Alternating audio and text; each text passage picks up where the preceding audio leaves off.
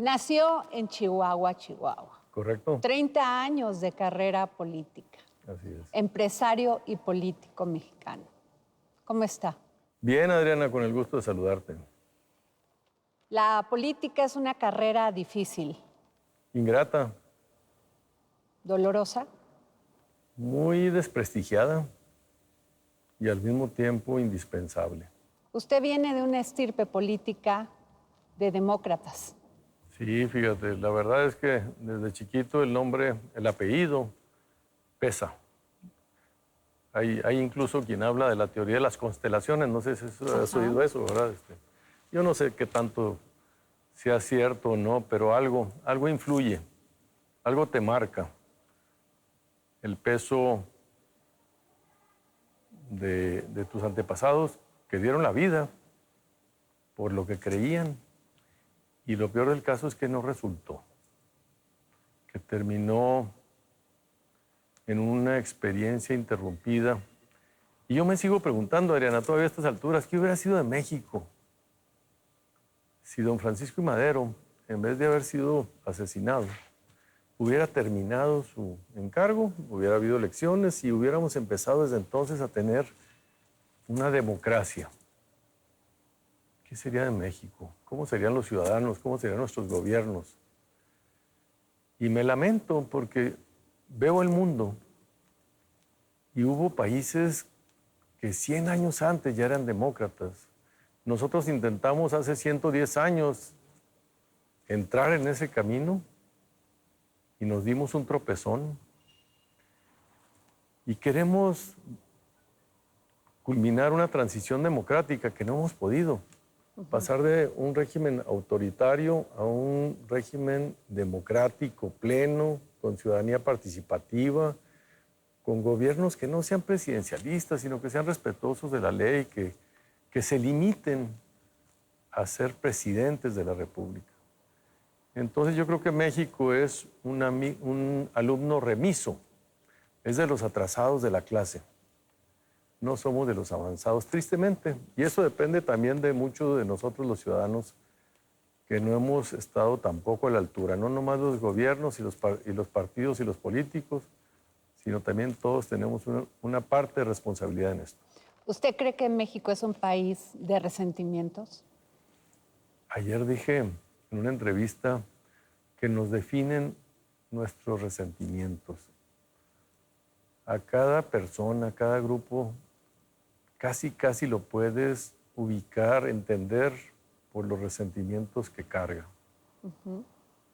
Es triste eso, porque nos tiene atrapados en un momento donde son más la crispación, la polarización, que la capacidad de entendernos y ponernos de acuerdo, lo que está marcando la época que vivimos.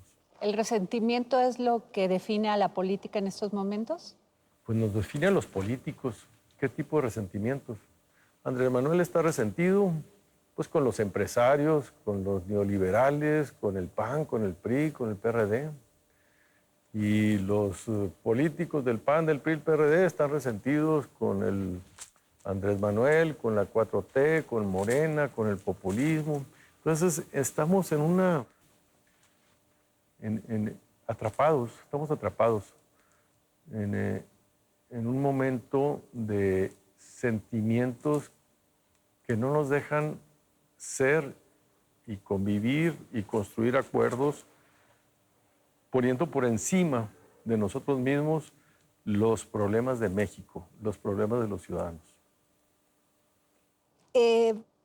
Andrés Manuel, el presidente de México, Andrés Manuel López Obrador, ha dicho que es maderista. También dice que es juarista. ¿Qué piensa usted?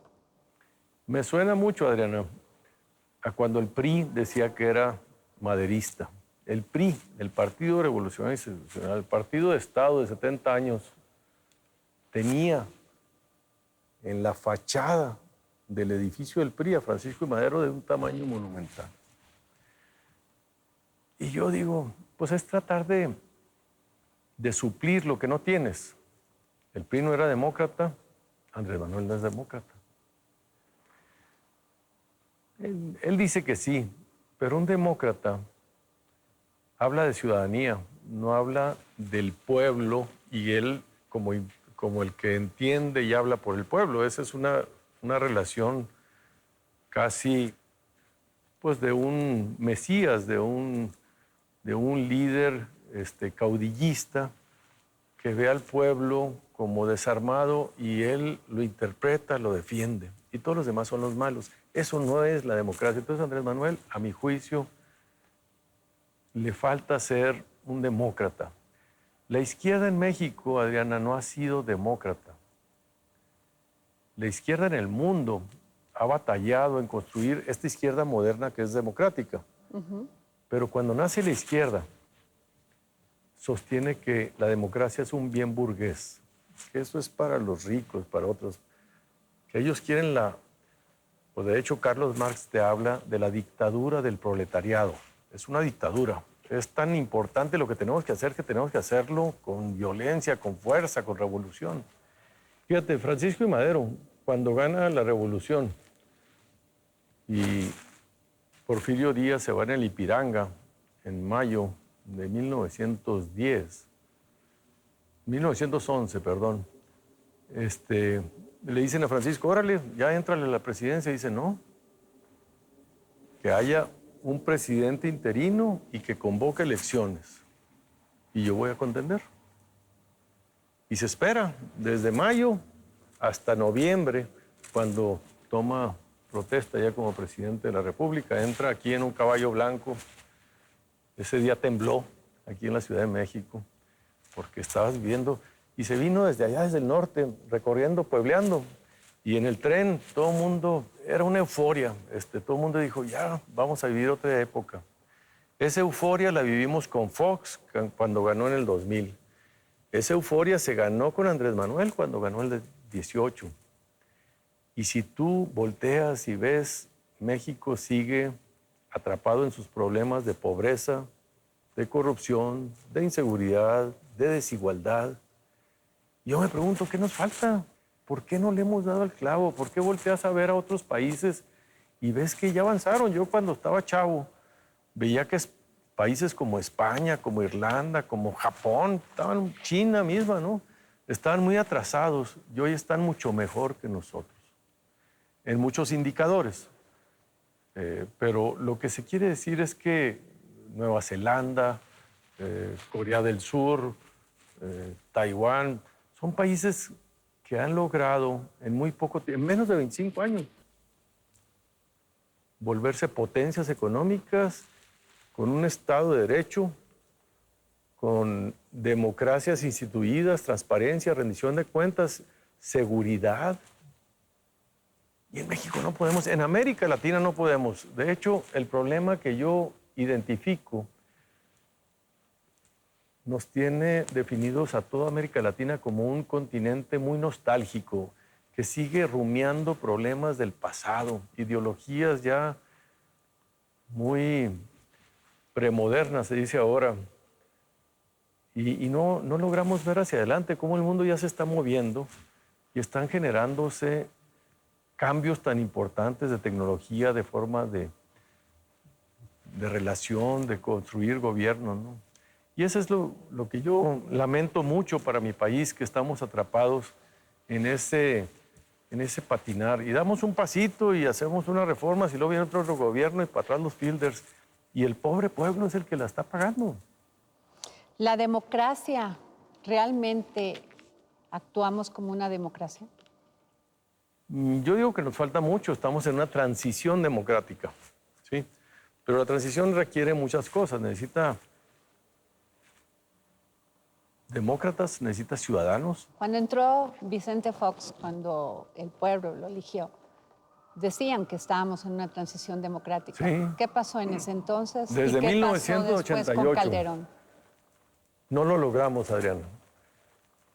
La película se llamaba Cambiar al Estado mexicano. ¿Y por qué no lo lograron? No cambiar de presidente o de partido o de gobierno. ¿Por qué no se logró? Porque era cambiar la forma en que funcionaba el poder.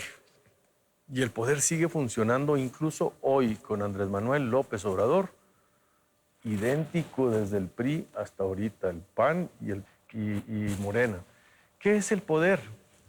Pues el poder es que un grupo, le puedes cambiar de nombre, le puedes poner Morena, PAN, PRI, le puedes poner Andrés Manuel, Fox o Peña Nieto.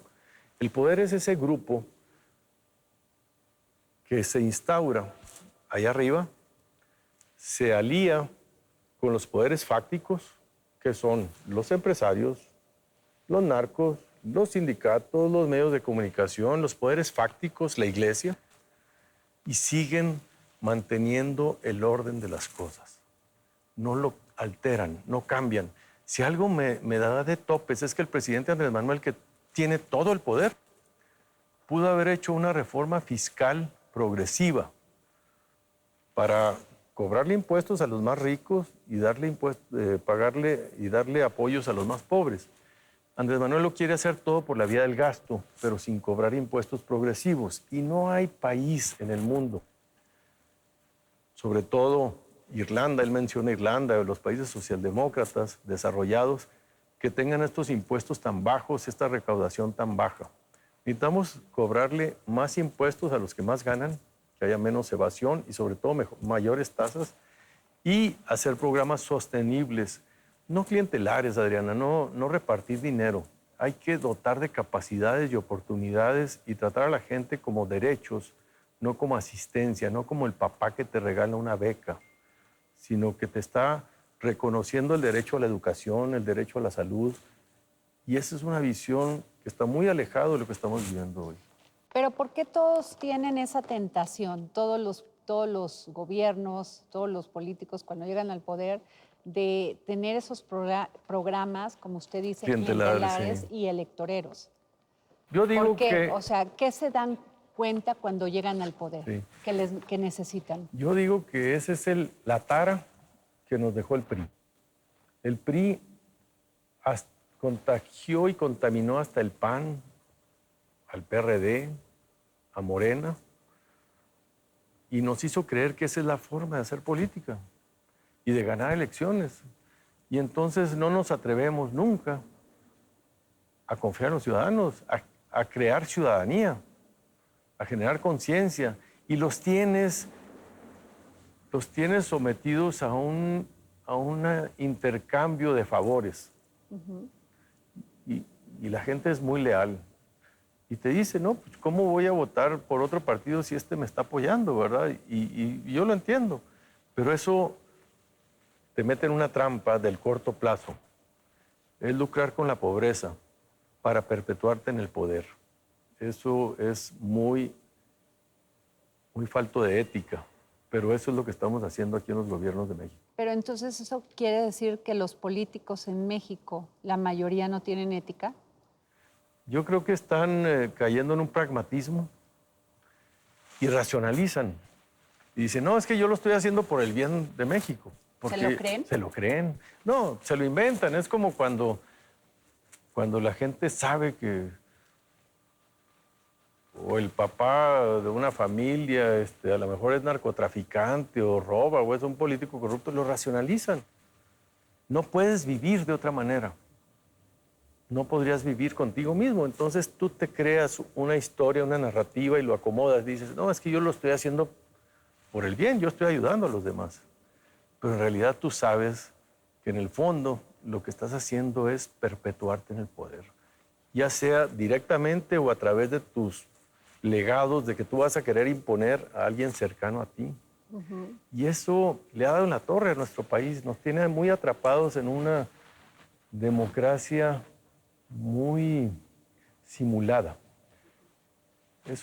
México es un país de simulaciones. Decimos que cumplimos la ley, pero en realidad no es cierto. Decimos que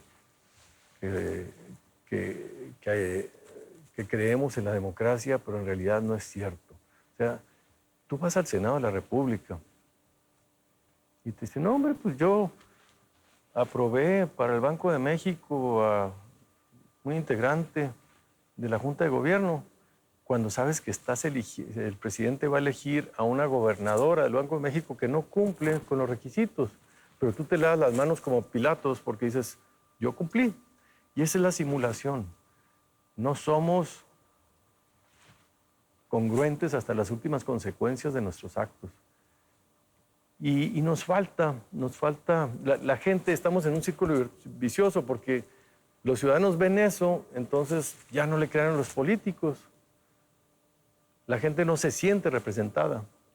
Entonces cuando sale un político a denunciar, pues ya lo ponen en el mismo paquete que con todos y entonces lo que prevalece es el status quo. Las cosas siguen avanzando sin cambios profundos.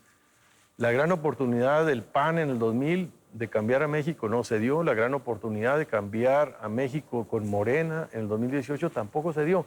Y tú me dices, 3 años es muy poco. No es cierto. Yo creo y puedo demostrar que ya los indicadores marcan que no va a suceder lo que el presidente aspiraba.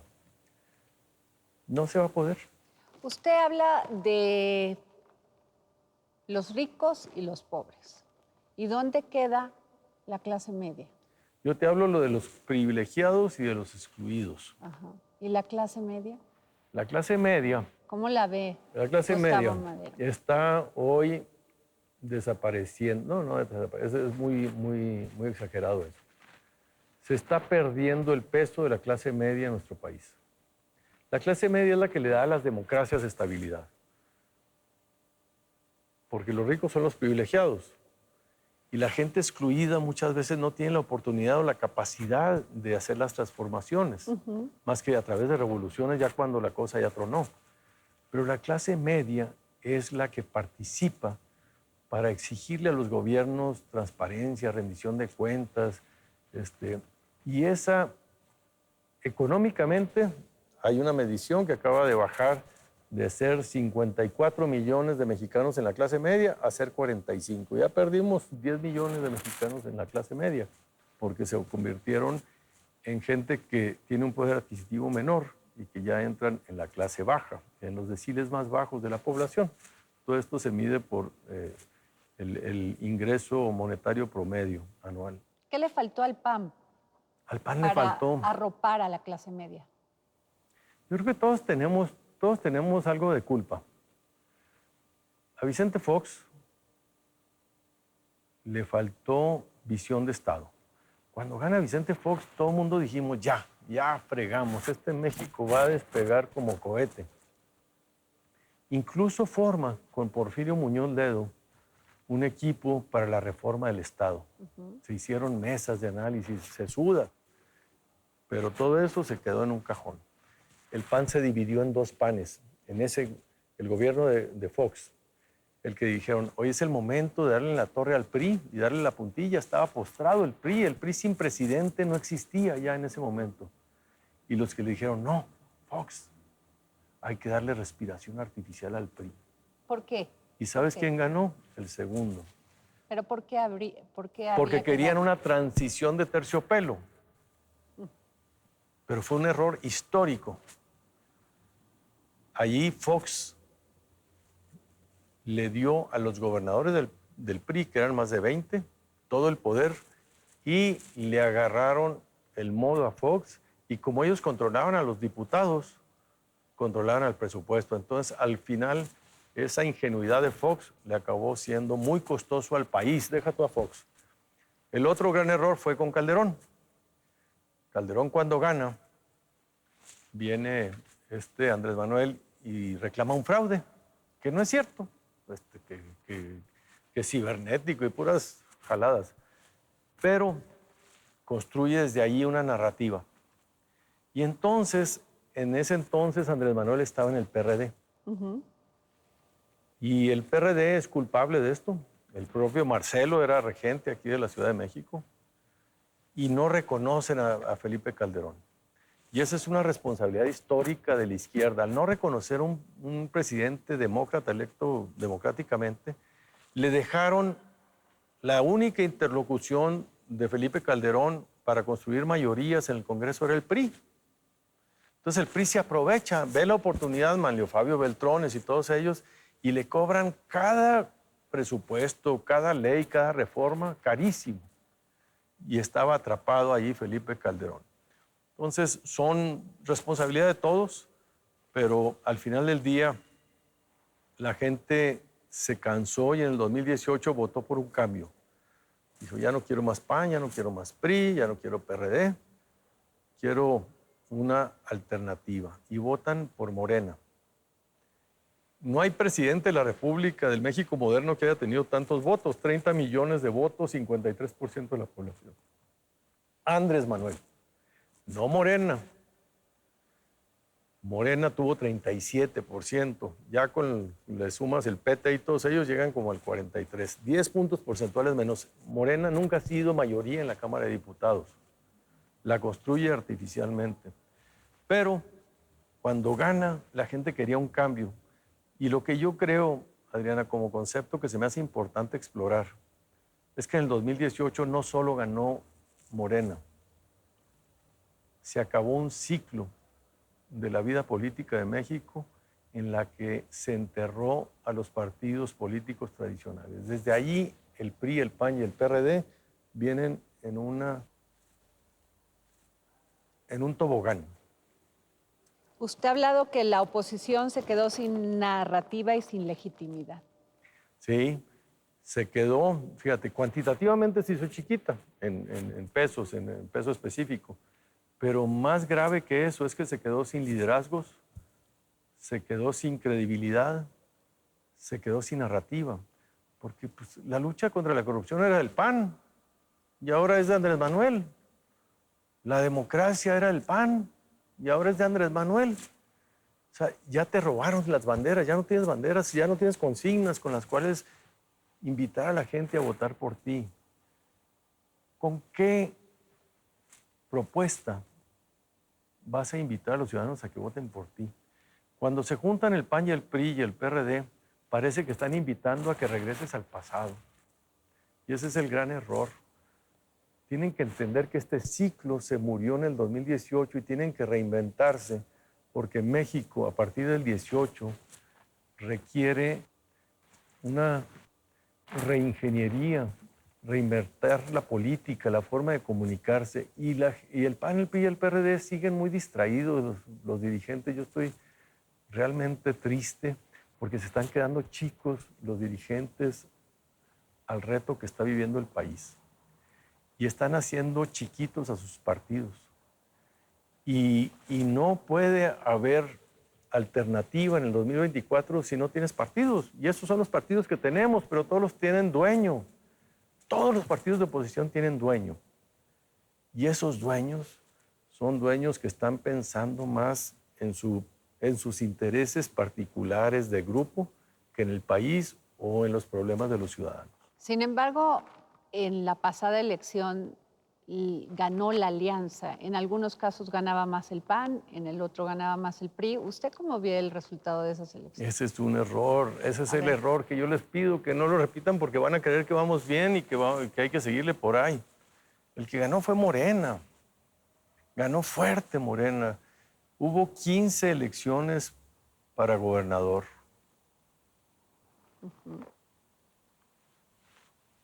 El PRI perdió 8 gobernaturas que tenía. Ganó 0. El PRD perdió 1, la única que tenía. Ya no tiene gubernaturas, perdió el registro en 15 estados. Y el PAN perdió la mitad. De 4 se quedó con 2. En todos caímos. La falsedad es que dicen que ganamos diputados. No es cierto. Todos los presidentes en las intermedias pierden. Es un péndulo, es como las olas. Cuando ganas la presidencia y la intermedia, y ganas la presidencia, es histórico esto, aquí y en México y en el mundo, pues. O sea, así le pasó a Trump. Trump perdió en la intermedia su partido y lo ganó los demócratas. Nosotros no ganamos la mayoría. Nosotros le quitamos 50 diputados a Morena, pero sigue teniendo la mayoría para aprobar todas las leyes sin moverle ni una coma y todos los presupuestos sin moverle ni un centavo. Y eso es lo que acaba de pasar. Y eso es muy triste, pero lo que sí estamos perdiendo son población gobernada. El PAN, el PRI y el PRD cada vez tienen menos población gobernada medida en gobernadores. ¿Y cómo ve la elección, pero aquí en la Ciudad de México? Es que ahí es donde se confunden. ¿Cómo hace su análisis? Sí, ese es donde se confunden. Como aquí Morena le fue muy mal, creen que así le fue en todo el país, pero no, en todo el país fue un zapato. Pero aquí en el Estado de México a Morena no le fue tan bien. Hay muchos factores, está lo de la línea 12, está el desgaste y la soberbia también de los dirigentes y candidatos de Morena aquí en la Ciudad de México, que cometieron muchos errores, ¿verdad? El PAN, aquí lo que sucedió en la Ciudad de México y en el Estado de México es lo que esperábamos que sucediera en todo el país, pero solo se dio aquí. Es muy importante, hay que valorarlo, pero pues de los nueve delegaciones, 3 las ganó el PAN, 3 el PRI, 3 el PRD, es un muy buen resultado, pero eso es como si estás jugando ajedrez. Ganas peones, pero pierdes reyes, alfiles, caballos y torres. Perdiste gubernaturas, pero ganaste alcaldías. Pues no es comparable, ¿verdad? Entonces, hay que entender que estos triunfos no compensan ni remotamente la madriza que nos dieron a nivel nacional. ¿Está usted de acuerdo que hubiese un solo candidato de la alianza que formaron en la pasada elección para la presidencia de la República? Yo creo que debemos de aprender de la experiencia, ver qué no funcionó, qué hicimos mal y qué hicimos bien. Yo soy aliancista, yo no veo de otra. Por eso estamos invitando a que se forme un método, más que buscar un candidato, es un método, y con el método ponernos de acuerdo y quien salga, salir todos unidos y después con él construir un gobierno de coalición en que incluya a todos los grupos políticos y ciudadanos que estamos preocupados y creemos que las cosas no están funcionando. Yo siempre he sido aliancista, yo creo en las alianzas, en la pluralidad, en la tolerancia, en la construcción de acuerdos. Esa es la política, ponerse de acuerdo entre los diferentes, no entre los que piensan igual, sino los que pensamos distinto, empezar en un proceso de encontrar puntos de coincidencia y sobre esos construir un proyecto más grande de todos. ¿Qué ha pasado? Tenemos que aprender de las experiencias no exitosas de las alianzas. Yo creo que a las alianzas les ha faltado 2 cosas. Más contenido ciudadano, o sea, realmente abrirse a la ciudadanía, incluso la posibilidad de candidatos y candidatas ciudadanas, propuestas ciudadanas, construir desde lo local hacia arriba y que no sea cupular y que no sea simulación. Muchas de las alianzas han sido simulación. Simulan que se abren a la sociedad, pero acaban siendo los mismos. Acaban siendo un reparto de fichas y de estrategias para acomodarlas para que rindan mejor, pero esa no es la alianza que necesita México para construir un proyecto de futuro. Mira, de lo que yo creo, tienes que analizar el mundo. Hay 196 países en el mundo. ¿A qué país te quieres parecer? ¿Qué países tienen los mejores indicadores de desarrollo humano, social, de paz, de menos violencia, de respeto? ¿Usted a qué país se quiere parecer? Yo me quiero parecer a los países nórdicos, socialdemócratas, parlamentarios, a Canadá, Nueva Zelanda, a Irlanda, todos esos países que, incluso los países europeos, todos los países europeos, tienen en común un denominador algo. Todos son regímenes parlamentarios, no presidencialistas. Tienen en común denominador también otra cosa. Son gobiernos sociales. Ya se salieron de la trampa de que si son comunistas o capitalistas, son sociales.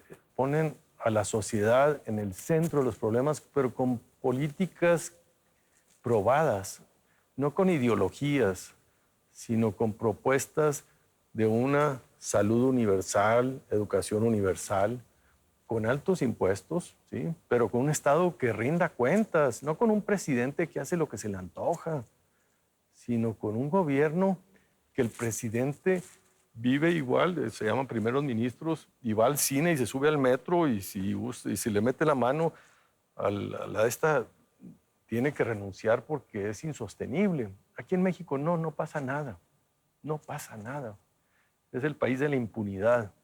Esos países que me quiero parecer, la impunidad no es la característica, es el Estado de Derecho. Quiero parecerme a un país donde quien hace las cosas bien le vaya bien y quien hace las cosas mal le vaya mal. Y aquí en México estamos muy lejos de eso. Los que hacemos las cosas bien nos va peor que si haces las cosas mal y das una lana.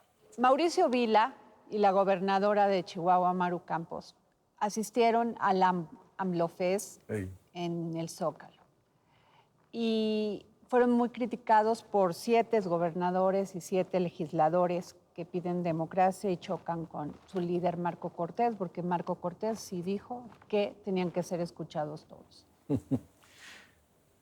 Yo creo que el PAN está teniendo muchos problemas. ¿Hay algún problema de que se reúnan con el presidente? No, ninguno. ¿Sería No, mal visto? nunca se han reunido ni los va a recibir. El presidente los va a utilizar y ellos están siendo ingenuos. Pero un acto partidista.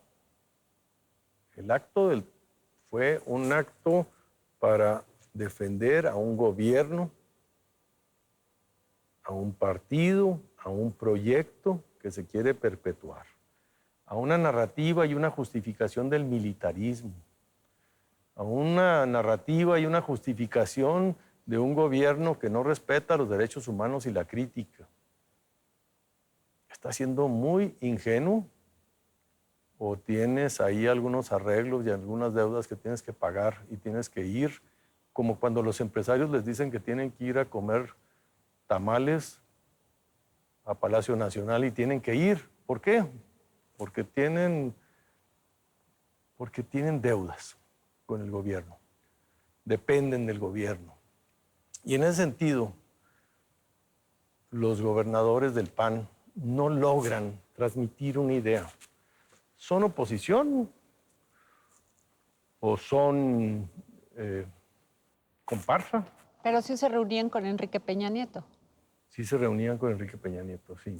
Porque con unos y no con otros. El presidente nunca se ha reunido con la oposición, nunca. Nunca se ha reunido con la oposición. ¿Cuándo has visto al presidente con el líder del PAN? Por eso te decía, con el líder del PRI, con el líder... Son las otras fuerzas políticas, también representan la otra mitad del México, por lo menos el 50%. Y nunca lo vas a ver. Hasta Donald Trump, que era un presidente autoritario, se reunía con Kamala Harris y se reunía con Nancy Pelosi, que era la líder demócrata. Tenía que reunirse para negociar. El presidente Andrés Manuel no. Los utiliza. Él te va a decir cuándo, cómo y dónde. Pero los gobernadores no han logrado establecer y sobre todo el PAN no ha logrado. ¿Pero esa es responsabilidad de quién? ¿Del dirigente nacional o de los gobernadores que no están? Yo creo que a la dirigencia nacional. La dirigencia nacional le falta una estrategia, un rumbo, una visión, una proyección de por aquí es y todos tenemos que marchar. Entonces, cuando no hay claridad, cada quien hace y entiende lo que le parece. Entonces, algunos sí van y otros no van. Pero al final del día esto nos hace daño a todos porque los ciudadanos se confunden. Y entonces dicen el PAN esto, pero no es el PAN, son 2 gobernadores. Pero de todos modos el daño nos lo hace a todos. Y allí entonces perdemos credibilidad ante la gente que está diciendo que no somos consistentes y que estamos siendo utilizados o ingenuos o cómplices de este gobierno. ¿Por qué toma la decisión en el Senado de formar parte de esta bancada plural? Por esta... ¿Eso no quiere decir que va a renunciar al PAN? No, por eso. La medí muy bien. Por esta necesidad que te decía de que creo que hay que generar nuevos interlocutores. Mira, la oposición no tiene un Andrés Manuel de este lado. Si tuviéramos un candidato opositor, ya estaríamos muy alineados los que queremos construir un proyecto alternativo, pero no lo tenemos. Ya me están sacando hasta Luis Donaldo Colosio como aspirante, hazme el favor. O sea, tan faltos estamos que andan buscando hasta cualquier nombre o cara que pueda ser atractiva. Pero esto es preocupante. Que la oposición no tenga un candidato fuerte a estas alturas me obliga a pensar que necesitamos suplirlo con la construcción de un sujeto colectivo de oposición. Si ya no tengo un Chanoc, si ya no tengo acá al Chanoc o la Chanoca, tenemos que construir una fuerza política opositora. Y eso es más sofisticado, es más complicado. La gente es caudillista, quieren ver a un hombre, una persona. Es muy difícil convencerlos de una idea, de una organización. Pero si no lo vamos a lograr tener en el corto plazo, este candidato o candidata, nuestro reto es mucho más difícil. Es organizarnos y aglutinarnos en un ente que tenga peso, figura, dirección, voz, rumbo, propuesta, pero que sea colectivo. ¿Eso es lo que desea el Frente Cívico Ciudadano? Sí, eso es lo que deseamos. Cuénteme más de ello. Sí, este frente lo que trata es de empezar, no desde los partidos, sino desde la sociedad. Terminar al final con los partidos, pero O sea, un candidato respaldado por los por partidos. los ciudadanos, sí. Por los- O sea, tenemos al final que tocar la puerta con los partidos. No hay forma, no hay democracia en el mundo que no se base en partidos políticos, pero los partidos que tenemos están cooptados y están distraídos. Ok. Entonces tenemos que hacer la tarea por la puerta de atrás, empezar a hablar con la ciudadanía, generar una fuerza, una organización, sacar causas, propuestas y métodos y después presionar a los partidos, hacerles un cincho y obligarlos a negociar un método para salir unidos rumbo al 2024. Ya Movimiento Ciudadano ya nos ganó, ya dijo que no va. Y eso es terrible, es una noticia horrible. Porque el proyecto de Andrés Manuel está prosperando en el terreno político-ideológico, aunque en la realidad económica y social esté fracasando, ¿sí? No se están logrando las inversiones, no se están logrando pues la confianza, no se están creando las propuestas de medicina, de seguridad, de combate a la corrupción, no están sucediendo. Sin embargo, la popularidad y la identificación de la gente con esa propuesta sigue fuerte y creciendo. Y con el PAN, el PRI y el PRD se está diluyendo. Mucha gente ya está volteando a ver a Morena diciendo, pues van a ganar. Entonces vamos a ver quién es el menos peor de Morena, que pues a lo mejor es Marcelo, o a lo mejor es Ricardo Monreal, o a lo mejor es Adán Augusto, o Claudia. Y un poco vamos a revivir lo que vivimos en el PRI de los 70s. El sistema estaba mal, pero la esperanza de que alguien nuevo iba a ser diferente capturaba una esperanza de cambio, que es un espejismo, porque el sistema es el mismo y va a seguir haciendo lo mismo, no va a cambiar el sistema.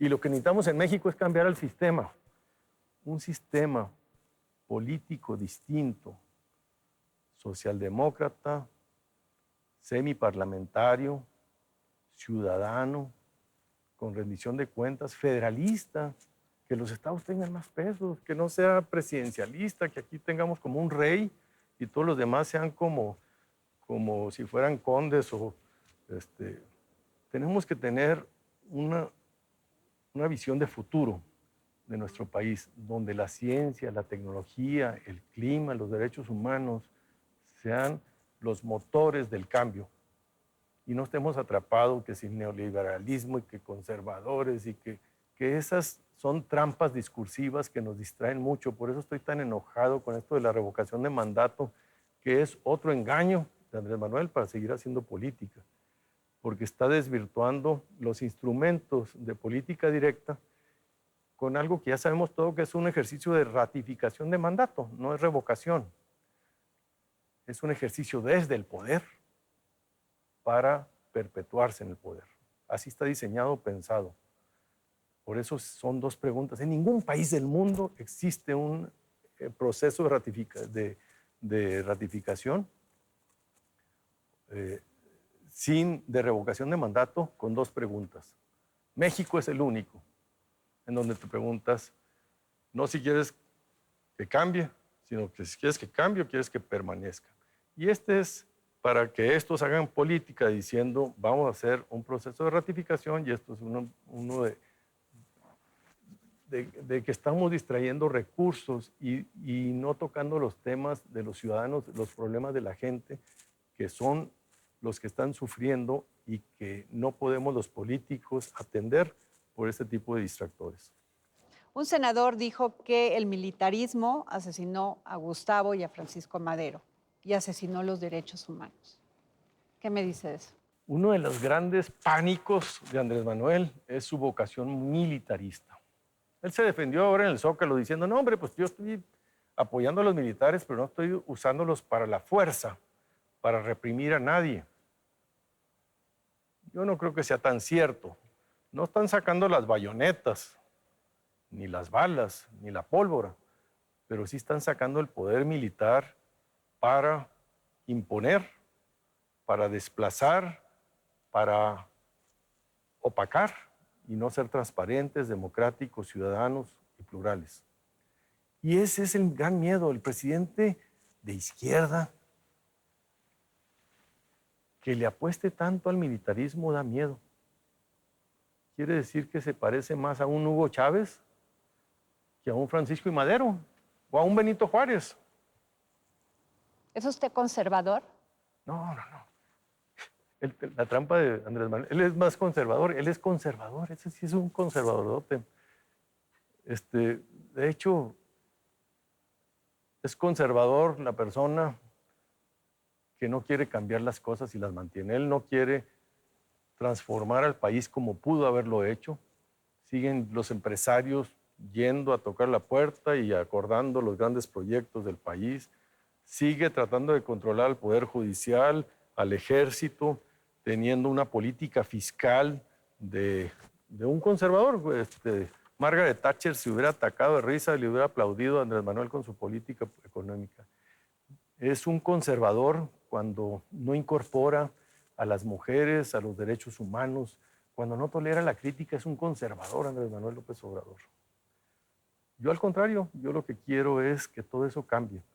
Yo quiero que haya menos poder concentrado en una persona, que haya más participación de los ciudadanos, más rendición de cuentas.